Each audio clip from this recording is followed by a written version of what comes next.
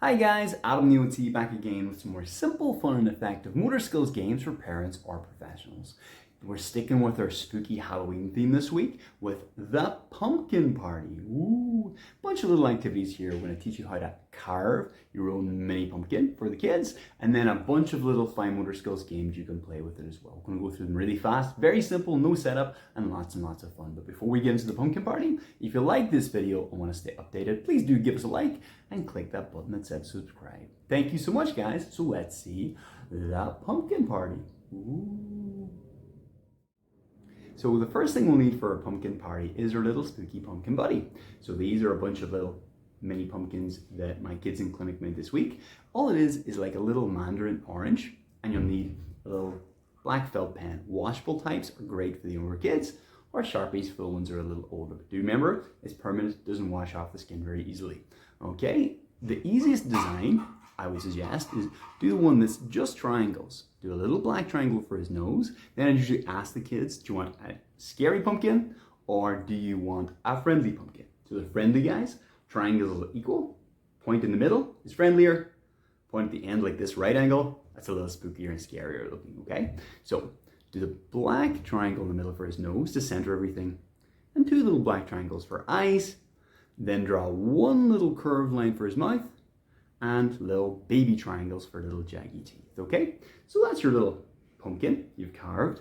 Then for the actual activities. So the first one, I call the pumpkin tap. So you're gonna pick up your little baby pumpkin, hold him in your hand. Now the first thing you're gonna do is hold him with the camera or towards your friend and try and turn him in your hands, okay? So make him spin around like a spooky face. Ooh, spin around one way and then spin back around the other way. So these are all great for in-hand manipulation. It all takes place in one hand, and then you can swap, okay? But first, we spin the pumpkin, and then we spin him back. Then we're gonna rock and roll them, okay? So we're gonna roll the pumpkin in our fingers. Try and roll them as big as you can, as far out to the fingertips, and back. Easy peasy. Now this is a tricky one, it's getting harder now. We're gonna tap the pumpkin. We're gonna pinch it between our finger and thumb, and then swap fingers. Swap, swap, swap, swap, swap, swap, swap. Now that's pretty tricky. If you try and balance him, whoa, he's gonna fall off. So move slowly at first. Tap, tap, tap, swap. Tap, tap, tap, swap. Tap, tap, tap. Then try and move fast as you can. Quicker, quicker, quicker, quicker.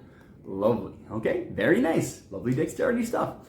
Now we're gonna have a little bit of reaction, a little bit of supination reactions. We're gonna take the pumpkin and put them in the back of your hand. The first one, I would put them here, what we call the web space, or the snuff box. Rest in the back of your palm, and look what you're trying to get the child to do. I'm gonna let him roll forward and catch him as he falls. So don't let him hit the floor. Balance him in this space between your thumb and your first finger. Roll him forward, hup, and catch him as he falls. Do the same between your first two fingers. Let him roll forward and catch him as he falls. And the last one, balance him on the back of your palm, and you're not gonna throw him up, you're gonna drop your hand and catch him on the way down, okay? So that's the in-hand manipulation challenge for the pumpkin party. Next, we're gonna do a little bit of tabletop stuff. So when you have your little pumpkin bunny all ready, there's a bunch of little fine motor skills activities you can do. Lots of things you can do with a little ball at the tabletop, you can do with your little pumpkin. I'll show you very quickly some of my favorites, okay? Starting off with heads and tails, starting your little pumpkin friend on edge like so. Young person's gonna hold the pumpkin on their side and spin them. So they spin. If they land with their head upside down like this, it's tails. If they land with their head, whoop, right way up, it's heads. You can also do it another way where you have the pumpkin like spin the bottle, spin the pumpkin like this, and who's the pumpkin facing? Is he gonna go for, ooh, me? Or is he gonna go and try and spook the kid? Okay, so heads or tails, or spin the pumpkin. Next, very simple little rolling back and forth. You can do any sorts of target games like bowling or trying to land the pumpkin on a little target space like you would do with a ball. Ones I prefer are throwing and catching, starting off with just one hand, then throwing and catching to the opposite hand, and then throwing and catching in a receptacle like a cup. Try and throw and catch your little pumpkin. Then do that several times. I would usually give them about 6 or 7 repetitions, small at first, almost just passing it in, and then further, whoops, daisy, further, and then higher, and then really high. then swap hands and try, and once they're getting it, don't stop there. Give them like 10 repetitions of being successful to really hammer that motor plan home, okay? Then the last one, once you have a few of these little pumpkins made, you can try and make little pumpkin tires. I think one of my boys did 5 of these, which is the record in the clinic. Little pumpkin tire. Because typically, if a kid has one of these little oranges at home, especially in teletherapy sessions, there we go, my little pumpkin tire, okay? Ta-da! Oh no, we fell over. And that's it, guys. So that's the pumpkin party.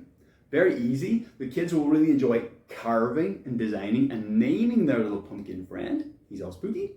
Then they're going to bring him home. He could be like a little Halloween decoration for their home. And then all of the little fine motor skills and dexterity and reaction games, all very silly, all very gradable for a wide range of ages and abilities, and lots of developmentally rich experiences there too. And that's it. Thank you so much, guys. I hope you enjoyed me and my little pumpkin friends. If you like this video, do just hit that like button. And if you want more of the same, don't forget to click subscribe, and that'll keep you updated as we post more. Thank you so much, guys. And that's it for this week. Have a spooky Halloween. Adam the OT.